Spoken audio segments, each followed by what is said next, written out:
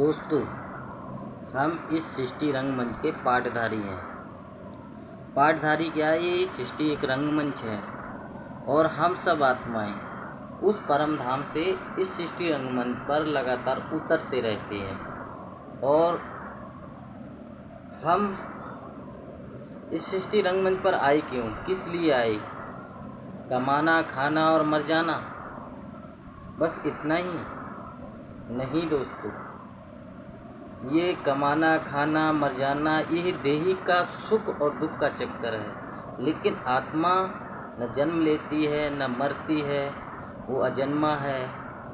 ये शरीर जन्म लेता है और मरता भी है, ये कड़ा सत्य है। दुनिया में और कोई सत्य नहीं। एक राम सत्य है और एक मरता है आदमी। जीव घात होता है, जीव हत्या होती है, कारण अकारण शरीर छूटता है, तो वो एक सत्य है। बाकी दूसरा कोई सत्य नहीं है। एक राम नाम सत्य है और एक जब प्राणी शरीर छोड़ता है वो सत्य है। तो दोस्तों, इस सृष्टि रंगमंच पर हमारा ये कर्तव्य नहीं है। ये शरीर कपड़ा है, जिसे गीता में बोला है बासाण जीवाण यथा विहाय। आत्मा इस शरीर को वास करती है, वास मरने धारण करती है। शरीर को कमरा भी बोला गया है। जैसे कहते हैं दगा किसी का सगा नहीं, ना मानो तो कर देखो, और जो दगा करे उसके जाके घर देखो। तो ये सांसारिक घर की बात नहीं है जिसमें आत्मा रहती है, उस घर की बात है। तो ये शरीर क्या है? आत्मा का कमरा, घर, उसकी कुर्दशा होती है। जब हम किसी के ऊपर अत्याचार करते हैं तो अत्याचारों का मतलब है हमारी आत्मा भी इस शरीर रूपी घर में दुखी अशांत रहेगी। शरीर आत्मा की एक, शरीर क्या है? एक नवैया, आत्मा क्या है? बैठैया। शरीर को नवैया बताया है। ये संसार विषय सागर है। इस विषय सागर में हमारी ये शरीर रूपी नैया पड़ी हुई है, लेकिन आत्मा बैठैया है और इसका परमात्मा खिवैया है। शरीर को रथ भी बताया है। आत्मा इस शरीर रूपी रथ को चला रही है, लेकिन मन बुद्धि रूपी लगाम किसके हाथ में? उस परमपिता परमात्मा के हाथ में, जो गीता में बताया है, हे अर्जुन, मैं इस शरीर रूपी तेरे रथ का सारथी हूँ। इसकी मन बुद्धि रूपी लगाम मेरे हाथ में है। तो वो मन बुद्धि रूपी लगाम कब अपने हाथ में लेगा? जब तुम इस सृष्टि रंगमंच को जानोगे तब। आज हम इस सृष्टि रंगमंच को नहीं जानते, अपने आप को नहीं जानते। वास्तविक हम हैं कौन? किसी से भी कुछ पूछा जाए तो वो क्या कहता है कि मैं लड़का हूँ, लड़की हूँ, जज हूँ, वकील हूँ, इंजीनियर हूँ, डॉक्टर हूँ। तो ये शारीरिक परिचय है, दैहिक परिचय है। लेकिन जो आत्मा इसमें बैठी हुई है, जो बोल रही है, देख रही है, सुन रही है, उसके बारे में हम यथार्थ रूप से नहीं जानते। जिसे स्वरूप निष्ठा बताया है। स्वरूप माने जिसका कोई रूप नहीं है। ज्योतिर्बिंब, ज्योतिर्बिंदु, जिसका उल्लेखन गीता में बताया है। अणु अणियान सम्मत, आत्मा अणु है। अणु को यंत्रों से देखा जा सकता है, लेकिन आत्मा इतनी अणु है उसे यंत्रों से नहीं देखा जाता। अणु से क्या बनता है? बम। अणु जब जुड़ते हैं तो उसे बम बनाया जाता है। लेकिन आत्मा अणु है, वो इतनी सूक्ष्म है जो कि इन आँखों से दुनिया में कोई नहीं देख सकता, सिर्फ अनुभव कर सकता है। आत्मा अविनाशी है, शरीर विनाशी है। इसका विनाश तो होना ही होना है, लेकिन आत्मा न जन्म लेती है न मरती है।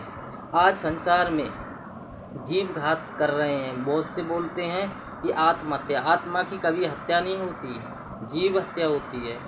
ये शरीर क्या है? जीवन है तो जीवन है तो जीव है इसमें, और जीवन नहीं है तो जीव हत्या है। आज मनुष्य तंग दुखी होकर इस शरीर को छोड़ देता है। कोई फांसी लगा लेता है, कोई जहर खा लेता है, कोई ट्रेन से कट जाता है। तो मैं उन भाइयों से, उन प्राणियों से ये पूछता हूँ, ये सुख दुख का चक्कर है, क्यों ना दुख का मुकाबला डट के किया जाए। तो समय सबका एक जैसा सुना और ना देखा होगा। ये समय बदलता रहता है, कभी हमारे अंदर अच्छाइयाँ आ जाती हैं, कभी बुराइयाँ आ जाती हैं, कभी अति दुख आ जाता है, कभी अति सुख आ जाता है। तो हम जीव हत्या क्यों करूं? क्या आपने ये सोचा है? जीव हत्या होने के बाद दोबारा जन्म नहीं मिलता, मिलता है। अब ये सोचते होगे कि पता नहीं मरने के बाद हमारा जन्म किस कोटि का मिले और किस योनि में मिले। नहीं दोस्तों, मनुष्य को मनुष्य का ही जन्म मिलता है। तो हम जब जीव हत्या करेंगे, जो हमारे पुण्य जन्मों के जो कर्म हैं, फिर अगले जन्मों में नहीं भोगने पड़ेंगे। जो पिछले जन्मों में जीव हत्या की है, उन दुख और सुख का चक्कर हमें इस जन्म में नहीं भोगना पड़ेगा।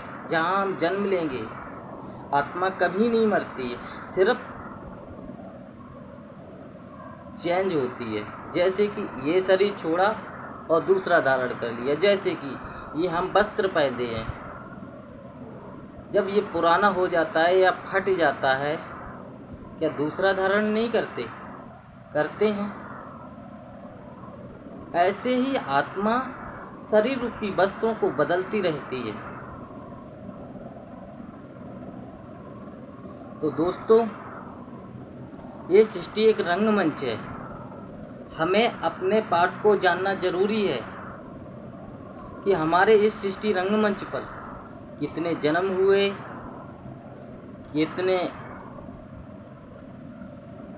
कितने हमने बार जन्म लिया। तो हम चक्रवर्ती हैं, इस सृष्टि रूपी चक्र को जानते हैं, आदि मध्य अंत को जानते हैं।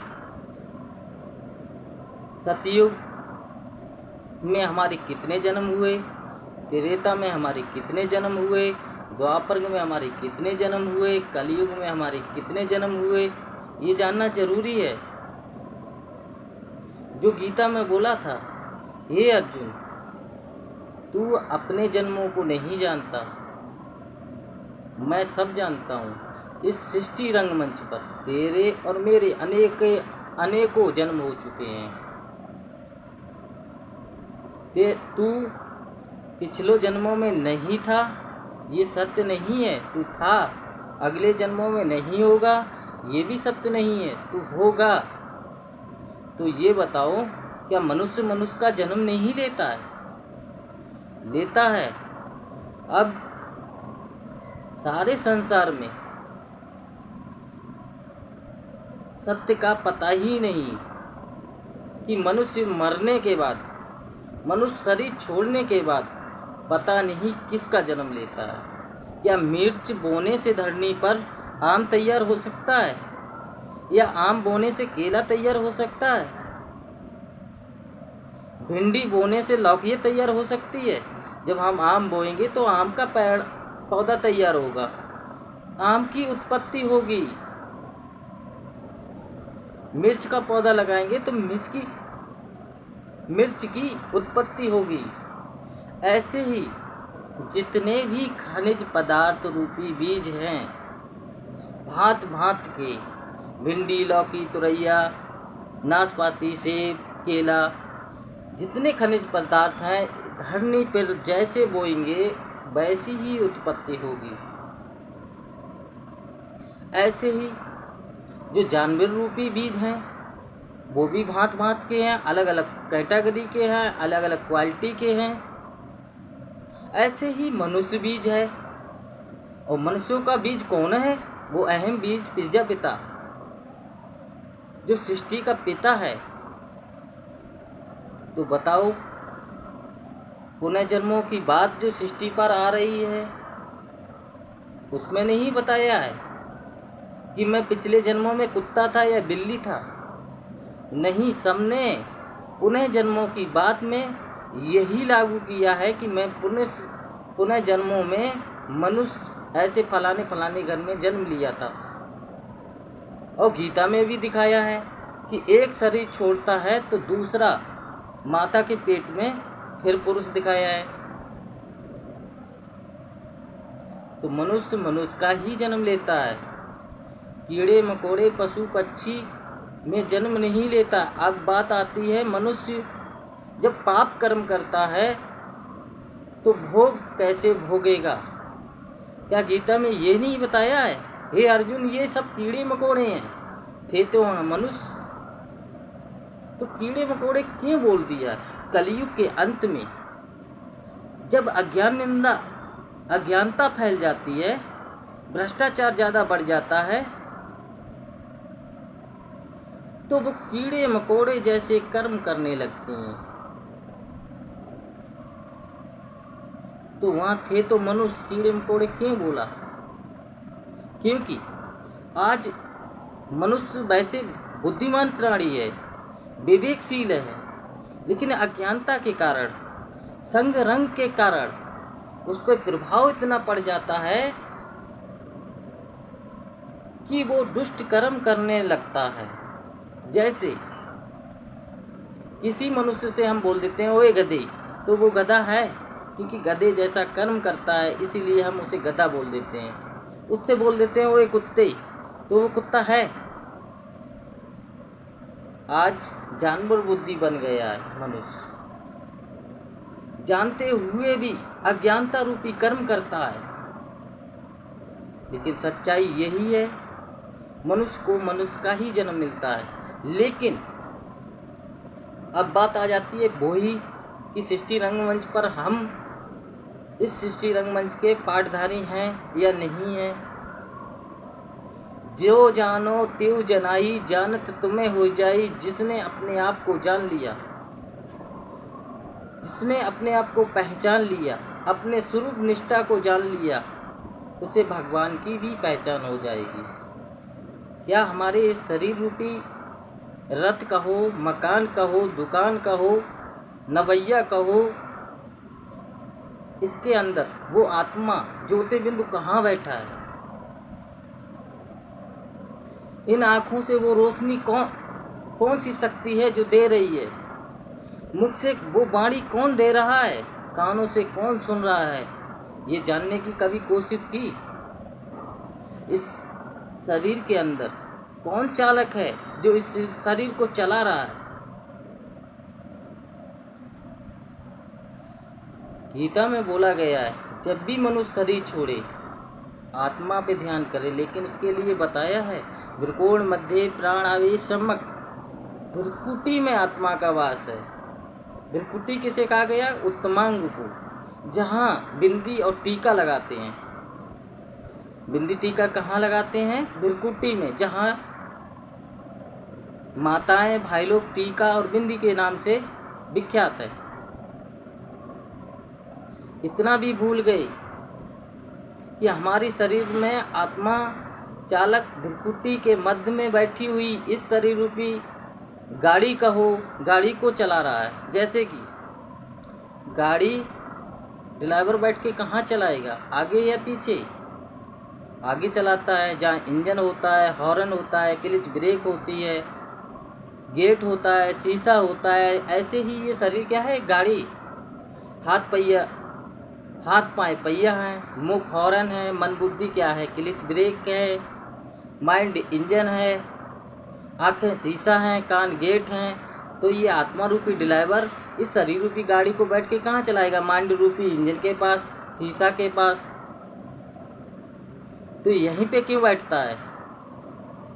राजा, आत्मा रूपी राजा सबसे ऊंच गद्दी पे बैठेगा या नीच गद्दी पे बैठेगा? ऊंचा ही राजा बैठता है, मंत्री उससे नीचे बैठते हैं, सैनिक उससे नीचे बैठते हैं। तो हमारे सैनिक कौन है? हाथ, पैर, कान, नाक, ये क्या है? सब सैनिक हैं। कर्मेंद्रियां जिसे बोलते हैं, कर्म करने वाली इंद्रियां। मौन कौन है? मंत्री है। आत्मा कौन है? राजा है। तो राजा कहाँ बैठा है? सिंहासन पर, ऊंच गद्दी में। तो आत्मा रूपी राजा को जब किसी से कार्य करवाना है तो ये सैनिक कार्य करेंगे, चल के जाएंगे। जैसे प्यास लगी है तो राजा तो वहीं बैठा है, उसने मंत्री से बोल दिया, मन में संकल्प आया कि मुझे प्यास लगी है, तो ये जो सैनिक है ये चल के जाएंगे। इसीलिए राजा कहाँ बैठा है? उत्तमांग पर, भ्रुकुटी के अंदर। साधु संत महात्माओं ने ये परंपरा डाली थी कि हम बिंदी और टीका लगाते रहेंगे तो आत्मा की स्मृति बनी रहेगी, लेकिन हम अपनी आत्मा को ही भूल गए और बिंदी टीका लगाने लगे। तो दोस्तों समझने की बात है, ये सृष्टि एक रंगमंच है और हम रंगमंच पर कमाने, खाने और मर जाने आए हैं।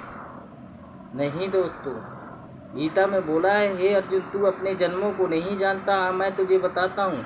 तू ऐसी कथनी कर, हे नर तू ऐसी कथनी कर जो नर से नारायण बन। हे नारी द्रौपदी तू ऐसी कथनी कर जो नारी से लक्ष्मी बन। तो क्या कर्म करने को बताया था? श्रेष्ठ कर्म या भ्रष्ट कर्म? आज हम भ्रष्ट कर्म करने लगे हैं। संग के रंग में इतने लुप्त हो गए हैं जो अच्छाई हमें दिखाई नहीं देती। क्या है संग? बोला गया है संग जैसा करेंगे संग वैसा होगा मन। तो क्या संग करने की बात है? शरीर से ये मन बुद्धि से? मन बुद्धि की बात है। संगात संगते कामा, जैसों का हम संग करेंगे वैसा रंग चढ़ेगा, जैसे रंग में हम ढलेंगे वैसा रंग चढ़ेगा। तो आज हम ये सोचते हैं कि जैसी दुनिया चल रही है वैसा ही चलना पड़ेगा। नहीं दोस्तों, हम सुधरेंगे तो जग सुधरेगा और हम बिगड़ेंगे तो जग बिगड़ेगा। हमें अपने आप को सुरक्षित करना है, दुनिया को देख के नहीं चलना है। दुनिया चाहे कुछ भी कर रही हो। अरे दोस्तों ये बताओ, बोलते भी हैं ऐसा कोई पेड़ नहीं जिस पे हवा ना लगती हो। तो दोस्तों उस पेड़ की बात नहीं है। ये शरीर एक हमारा पेड़ है, सृष्टि एक रंगमंच है। इस पर माया की हवा जरूर लगेगी, लेकिन हमें उस हवा को कैसे कंट्रोल करना है, कैसे बचना है, सोचना पड़ेगा। जिनकी जड़ें कमज़ोर होती हैं पेड़ की, वो पेड़ गिर जाते हैं, और जिनकी जड़ें मजबूत होती हैं वो पेड़ कभी नहीं गिरते। लेकिन पेड़ मजबूत कब होगा, जड़ें मजबूत कब होगी? जब परमात्मा तुम्हारे साथ है। तो डरने की क्या बात है। ऐसे ही शरीर को दीपक भी बताया है, आत्मा इसकी बाती है। लेकिन आत्मा कब जगेगी? जब बोला गया है ज्योत से ज्योत जगाते चलो, प्रेम की गंगा बहाते चलो। तो ज्योत हमारी कब जगेगी? जब परम पिता परमात्मा हमारा का ध्यान करेंगे, उसकी स्मृति आएगी, तब ये आत्मा रूपी दीपक जग जाएगा। और दीपक कब जगाए जाते हैं? दीपावली पे। दीपावली का ही मतलब है दीपों की अबली। अबली माने कतार। उससे पहले धर्मराज का दीपक जलता है। धर्मराज माने धारणाओं का राजा। किसका धारणा? अच्छाइयों का धारण करने वाला राजा, वो धर्मराज रूपी दीपक जब एक जगता है उससे सारे दीपक जगाए जाते हैं। ऐसे ही ये शरीर हमारा दीपक है, आत्मा बाती है। जब ये जग जाती है तो लक्ष्मी प्रवेश करती है। दीपावली पे दिखाया ना लक्ष्मी पूजन। तो लक्ष्मी किसे कहते हैं? जिसने लक्ष्य लिया है उसके लक्षण दिखने लगेंगे। तो लक्षण क्या है? अच्छाई। आपके अंदर अच्छाइयों की धारणा उत्पत्ति होने लगेगी। तो दोस्तों समझना है, इस सृष्टि पर हम जो दुष्ट कर्म कर रहे हैं, भ्रष्ट कर्म कर रहे हैं, इससे मुक्ति नहीं मिलने वाली। मुक्ति किससे मिलेगी? ज्ञान से। कहा गया है ऋते ज्ञानम मुक्ति, ज्ञान के बिना मुक्ति नहीं मिल सकती। ये जीवन अनमोल है, इसे व्यर्थ मत करो। अब हमने परमात्मा को कण कण जर्रे जर्रे सर्वव्यापी बता दिया। ये क्या है? परमात्मा सर्वव्यापी है सृष्टि पर? नहीं दोस्तों, परमात्मा एक व्यापी है। गीता में क्या बोला था? ना अहम तेसु ते मयि। जिस तरह धरणी में बीज बोया था, बीज में से तनाव निकला और तनाव में से टहनियाँ निकली और टहनियों में से पत्ते निकले। तो बताओ दोस्त, वो वृक्ष सारा बीज में समाया है या बीज झाड़ में समाया है? नहीं दोस्तों, झाड़ पूरा बीज में समाया है। तो ये संसार क्या है? कोई पत्ते है, कोई टहनियाँ है, कोई पिंड है, कोई जड़ें हैं। तो उस परम पिता परमात्मा में समाई हैं। वो किसी में नहीं समाया है, तो सर्वव्यापी हुआ कैसे? बताओ। सब में है परमात्मा, हम में परमात्मा है। पेड़ पौधे जड़ जंगम में परमात्मा सब में हो जाएगा तो कल्याण होना चाहिए धरती का कि अकल्याण होना चाहिए? धरती नीचे क्यों जा रही है? ऊपर जाना चाहिए। भ्रष्टाचार क्यों बढ़ रहा है? तो शिष्टाचार होना चाहिए। नीच दुनिया क्यों बन रही है? ऊंच होना चाहिए। हानि की जगह लाभ होना चाहिए। हम फिर क्यों इतने अशांत हैं? तो शांत होना चाहिए। जब सबके अंदर परमात्मा विराजमान है, क्यों दुखी हैं? क्यों एक दूसरे की निंदा कर रहे हैं, एक दूसरे का चीरहरण कर रहे हैं, एक दूसरे का खून कर रहे हैं? ये कहाँ की समझने की बात है? परमात्मा सबके अंदर है, आत्मा परमात्मा का अंश है। तो बताओ, तो उसके गुण हमारे अंदर होना चाहिए। अब गुण क्यों हैं? अरे किसी सागर में से एक चुल्ली पानी ले लिया जाए तो सागर का और चुल्लू का होगा तो एक जैसा ही। ऐसा तो नहीं हो सकता सागर का पानी अलग हो, चुल्लू का अलग हो जाए। तो परमात्मा क्या है? ज्ञान सागर। और हम अगर उसके सच्चे बच्चे हैं तो जो उसके गुण होंगे वो ही हमारे अंदर गुण होना चाहिए। तब कहा जाएगा आत्मा परमात्मा का बच्चा, आत्मा परमात्मा का अंश। अगर परमात्मा में जो गुण है वो हमारे अंदर गुण नहीं है तो परमात्मा आत्मा का अंश नहीं है, वंश का है। उसके वंश के कह सकते हैं। अगर बताओ भाई जी, सबके अंदर परमात्मा है तो सृष्टि का कल्याण होना चाहिए। एक मत हो, एक भाषा हो, एक कुल हो, लड़ाई झगड़ा नहीं होना चाहिए।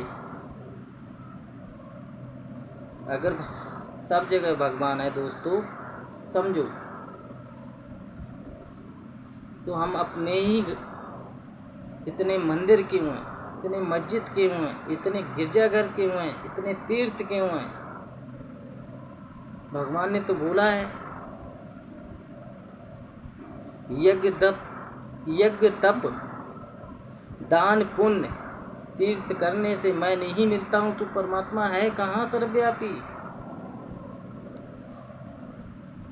परमात्मा सर्वव्यापी नहीं है, वो एक व्यापी बन के आता है, जिसे गीता में बोला है प्रवेष्टम। मैं जिस मुकर्रर रथ में, जिस शरीर में प्रवेश करता हूँ उसे मूढ़मती लोग नहीं पहचानते। मेरा दिव्य जन्म गाया हुआ है।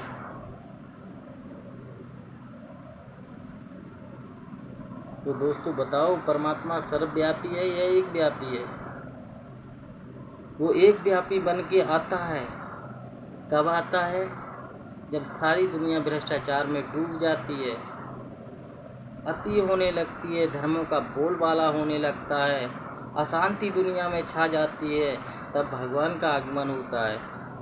जो गीता में बोला है, यदा यदा धर्मस्य ग्लानिर्भवति भवते भारतस्य अद्युत्थाना अधर्मस्तथा आत्मानं सृजामि। जब जब धर्म की गिलानी होती है तब मेरा आगमन होता है। किस बात की गिलानी? धर्मों की गिलानी तो होती ही है, लेकिन परमात्मा की भी गिलानी होने लगती है कि परमात्मा सर्वव्यापी है, कण कण में है, जर्रे जर्रे में है।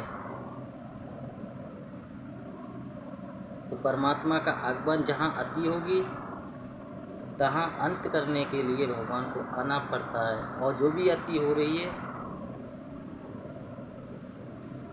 उसके लिए अंत करने के लिए भगवान को आना पड़ता है। कब आता है? कल्प कल्प लगी प्रभु अवतारा। कल्प किसे कहा जाता है? सतयुग, त्रेता, द्वापर को कलयुग। चारों युग जब बीत जाते हैं, सतयुग, त्रेता, द्वापर को कलयुग, चारों युग जब बीत जाते हैं तो उस कल्प के अंत में मैं आता हूँ। कलयुग का अंत और सतयुग का अंत, जिसे पुरुष उत्तम संगम युग बोला गया है, पुरुष में उत्तम युग बोला गया है। दोस्तों, कब भगवान आता है? परित्राणाय साधूनां विनाशाय च दुष्कर्म धर्म संस्थापनाय संभवामि युगे युगे।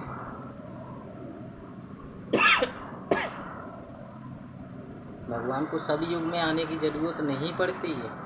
सतयुग, त्रेता था ही उसमें राम राज्य, द्वापर और कलयुग जब रावण राज हो जाता है